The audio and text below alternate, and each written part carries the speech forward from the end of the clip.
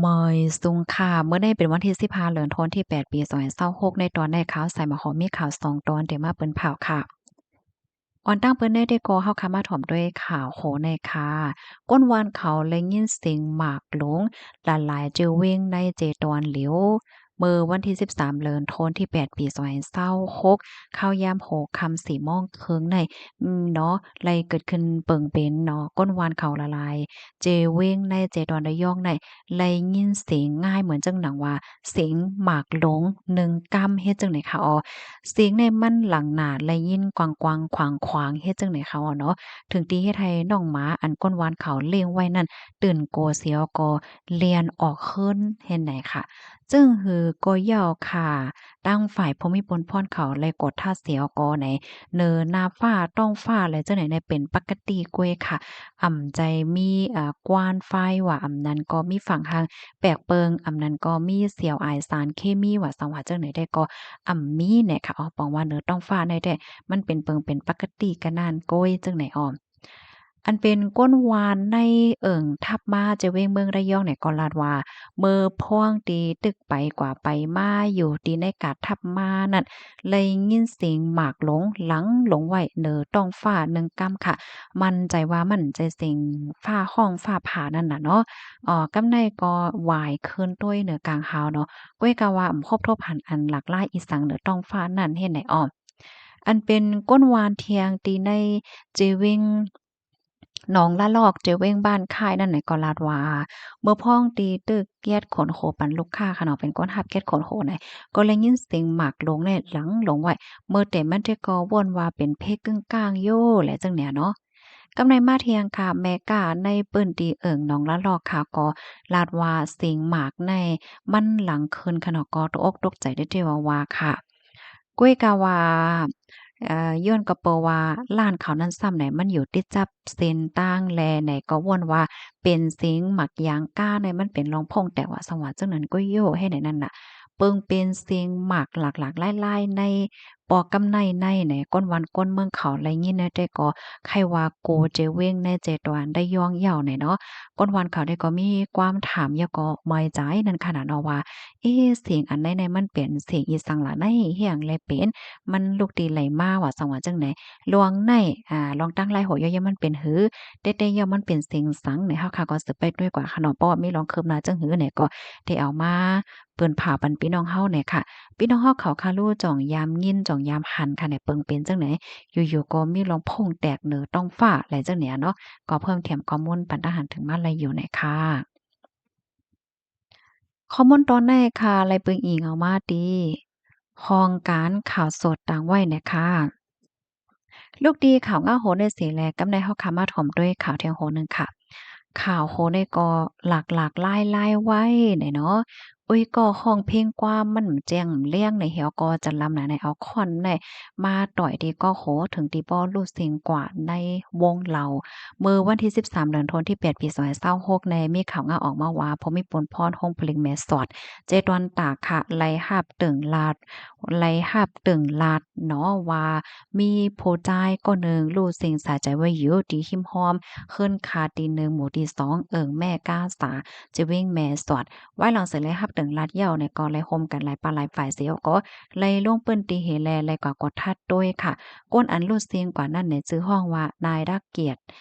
อายุไล30ปีเป็นก้นดีเจดอนโอไทยธานีเนี่ยอ้อก้นอันดีเปิ้น หันนั่นเนาะเปิ้นก็ลาดว่าก้นที่อันเฮ็ดได้แต่ก็จื้อฮ้องว่านายต้นสนอายุและ28ปีเป็นก้นที่อุทัยธานีเหมือนกันแต่เรียกว่าเป็นก้นเมืองเดียวกันเนี่ยค่ะเนาะอันค่าสองก้อนเนี่ยก็เป็นอ้อยก่อกันเนี่ยค่ะว่าแน่เจอเขาเนี่ยก็มาเฮ็ดการรับจ้างในพื้นที่จะเว้งแม่สอดและเป็นก้นที่อันกว่าตึงลาดปลิกเขาก้นก็อันกว่าตึงลาดปลิกก็เป็นมั่นใจนั้นยาวเนี่ยค่ะเลยต้องเลยถามเฮียก็เลยข้อมูลว่า อ่อนตั้งตีติเป็นในคณะนายต้นสนเนี่ยและดั้งนายดักเกียรติเนี่ย เขาไหนก็มากินเกี่ยวหลอกกอกจอมกันตีในเฮิรนลือค่ะกินเกี่ยวกินหังกันเหย้าเนี่ยก็ซ้ำมีลองเถงหม้อกันพิดกันกับพิดกันมากก็เป็นถึงขั้นฮาวเฮียงจังเนี้ยเนาะก้อยกาว่าเป็นลองหังที่เขาพิดกันเนี่ยมันจะเป็นลองที่อันใจายก็อันเซ็งกว่านั้นค่ะมันไหนก็ไล่ตักไล่ว่าตีนายตนสวนว่าห้องความก่อมปีนั่นน่ะนะเมื่อพ้องเตียนเขากินเหล้าก่อนนั่นไหน ฝ่ายหนึ่งก็ซ้ำกินน้ำเมากว่านั่นน่ะเนาะเขาบางก็ออกใจเกี่ยวๆม่วนๆเหี่ยวก็ร้องเพลงกว้ามว่าซังว่าให้แหน กำแหน่อันอ้อยก็หำกว่าลาดนั่นน่ะเราว่าข้องความอำปีว่าซังว่าแฮ่แหน่ว่าถึงตีพิดโม้กันลงกว่าจังเนี่ยค่ะลื่นสุดก็เอานายโดนโซนเนี่ยค่ะใจจ้าใจลำให้เอาค้อนเอาไม้เนี่ยค่ะมาต่อยเดก็โขอ่าแถวก็ถึงตีป้อหนิมเย็นแถวก็ล้มลงกะตีปื้นให้เนี่ยเนาะกำนันไหนจ่ายก็อันเฮ็ดนั่นก็เลยปลายกว่าค่ะ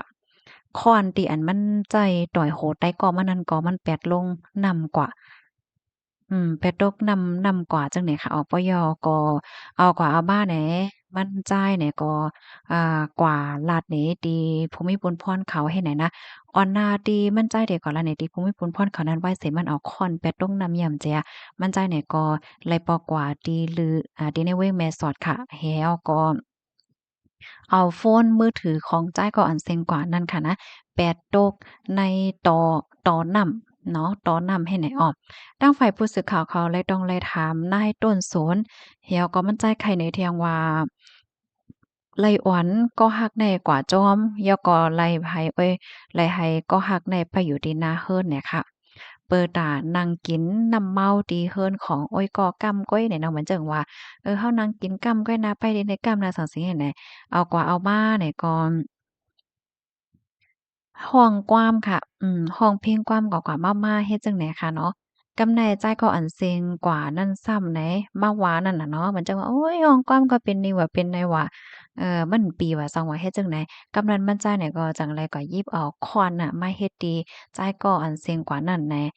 นายต้นสนนั้นมันก็ยอมรับค่ะเนาะว่ามันเลยเฮ็ดกว่าจั่งนั้นจั่งไหนแหน่ทางฝ่ายภูมิพลพรเขาไหนก็ไล่เอาตัวมันจ่ายในส่งกะดีโฮงปะริเหียวก็แต่ต้องทำไล่โหย่อแย้มมันเฮ ที่บรรทุต่ำกว่าจำหนักปักเพิงมามีวันเมืองมีวันไหนค่ะอ๋อค่ะข้อมูลตัวในคาลิปิงอิงเอามาดีห้องการข่าวไทยรัฐต่างไว้ไหนคะย่อนำข่าวห้องการข่าวช่อง3ไหนค่ะเนาะเรื่องเล่าเช้านี้ไหนต่างไว้ไหนค่ะนะพี่น้องเฮาเขาถ่อมข่าวโหนยอหันถึงจึงหือพองไหนค่ะเนาะเมืองโกนในก็มันก็มีจอดมีจี้ไหนค่ะนะก็นั่นแหยวค่ะเนาะก้อยกะว่าจังหือก็หลีใจต่อซ่าต่อกันได้มันก็ ป้อหลีค่ะเนาะเมื่อเหลียวในอ้อยก็อันเป็นนายรักเกียรติเนี่ยก็ไล่ลูกซิงสาใจกว่าเนาะอันเป็นนายต้นสนเนี่ยก็ซ้ำแต่ไล่ปึงซ้ำแต่ย่าเพิ่นเอาใส่คอกเฮ็ดจังเนี่ยต่อซ้ำออนลีปันตั้งขี่ตัวเจ้าเก่าอันว่านั้นเหี่ยวค่ะยินจมมุกก็ที่รับถอมปานแห้งค่ะย้อนให้พี่น้องเฮาเขาอยู่เลยกินหวานและรสเพ่กันค่ะออเมยทรงค่ะ